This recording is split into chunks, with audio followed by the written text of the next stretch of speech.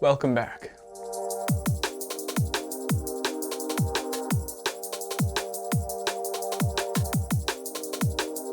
Today we are reviewing the KONICA BM201 shot on Portra 400. And with that said, we're going to go over the triumphs and the faults of the KONICA BM201, while also enjoying many other things today, including coffee, which I would like to point out that the coffee I'm drinking today is called Ruta Maya. It's their medium roast. It's really good, and I highly recommend it to anyone who's looking for something new in their life and something a little more endearing than the cold drywall they wake up to every single day. Happy New Year.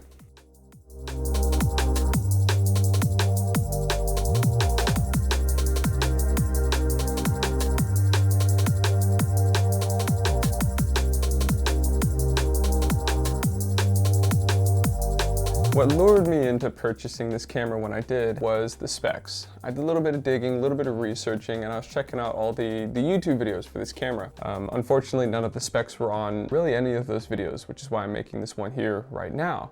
However, I did find the specs on a couple blogs and a couple forums. I believe it was the Casual Photo File. Whoever writes that blog usually has some pretty solid information and due diligence. So I want to point out some major things, some major features of this camera that made me really like it, even though I haven't really used them yet because it's a point and shoot and it's not my style. I just like knowing that they're there, and I like knowing that there's a premium quality about the camera. That being said, let me show you the back panel. So on the back panel, you've got exposure compensation, you've got flash control, and you've got a self-timer. Also note that on the bottom, you have a threaded hole for the tripod. Now that's really important. Why is there a threaded hole for a tripod on a point and shoot? Well, let's talk about the self-timer. So it's a 10-second self-timer standard. You can't change it on or off, that's it. And when you have the self-timer on, you'll see a little red light. Let me turn it on. And booyah, we press down the shoot button. There's that little red light, and that'll let you know that the self-timer is on. So yeah, this camera, the reason there's a self-timer on it, and it's very, very interesting, is its lowest shutter speed is 3.5 seconds. Now that is amazing. You could literally go out, put some Portra 800 in this, turn flash off, and take some decent night photo stills or street photo stills on your tripod. As well as that, its maximum shutter speed is 1/500th of a second, which is the same rate that a hummingbird beats its wings. So if you're new to photography, just know that 1/500th of a second is the speed you will need to capture almost all movement you can get on the streets or in front of you in wildlife. And when it comes to the exposure compensation, I don't really use it whatsoever because, well, it's a point and shoot.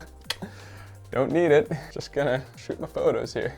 But it's there if you do need it, and if you're the kind of guy that's just like, yeah, I need to compensate that exposure. There is a date mode on here, so if you want a date stamp on there, it's there and it's ready to go for you. Apart from all that, I think it's time that we actually get into the photo walk. In the photo walk, what we did was my brother and I woke up at 6:30 in the morning and we decided to gallivant around the early airs of Austin, Texas's UT campus. And there we found a lot of construction, a lot of interesting lines, and some really, really bright sun. So you'll get a chance to see how it handles the nice early sun, which is a little more forgiving, versus that post-nice early sun, which is really harsh, really threatening, and almost forced us to go back home early because it was so bright and hot and threatening.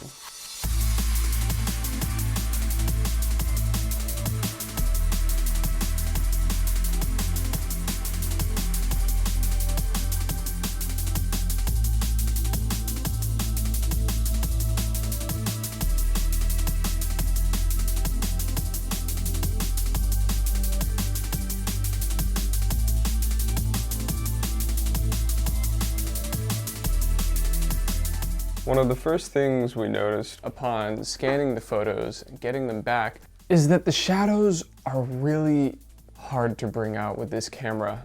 When you're shooting something that's completely exposed in the light and it is fully consumed by a nice soft light, you're ready to go, you're good. The camera performs phenomenally. It's got a great lens.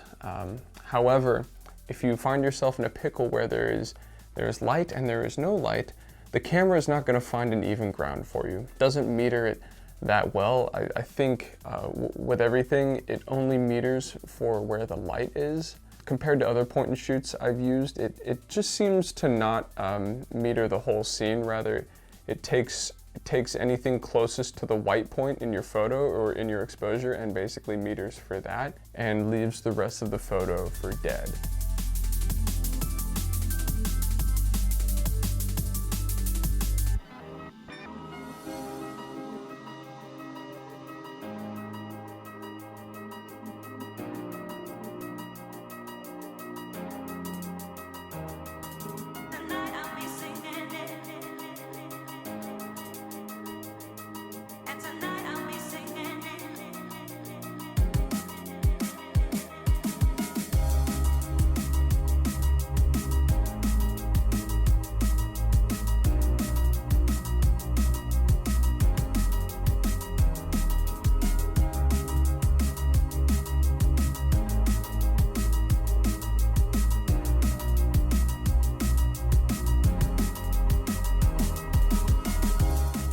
You're the type of person that likes to shoot in full lighting and more so landscape shots and maybe just plain scenes and not really juxtaposing light and shadows so much, I'd say this camera is a full win for you. And given the strength of the lens, it's a 35mm 3.5, you can't really go wrong with it. However, if you do look at the prices on eBay, they kind of range from $70 to $750 something for some reason. I don't know why he's selling it for that much. That's ridiculous. He must have found like the holy grail of KONICA BM201s, in which this isn't even its final form.